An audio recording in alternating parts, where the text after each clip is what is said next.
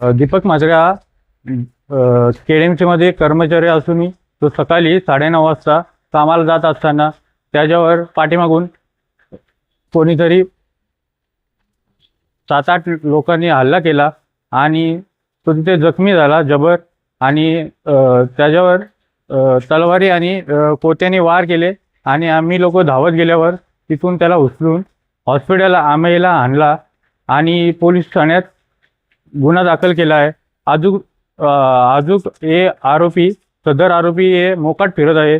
सदरचे आरोपी आहे जयेंद्र बोडके, महेंद्र बोडके, नितेश म्हात्रे, विकी म्हात्रे आणि सागर म्हात्रे। सागर म्हात्रेला अटक झालेली आहे। अजूनही 4 जण अजून फरार आहेत। ते आरोपी मिळत नाही आणि ते कल्याण पूर्वेला फिरतात आहे। हे जागेच्या वादातून होती। महेंद्र बोडके आणि जयेंद्र बोडके यांच्या जागेच्या वादातून विकी म्हात्रे यांचा मित्र आणि नितेश म्हात्रे आणि सागर म्हात्रे हे यावेळी सुपारी दिली होती आप्पा दांडे यांना। नितेश म्हात्रे फरार आहे।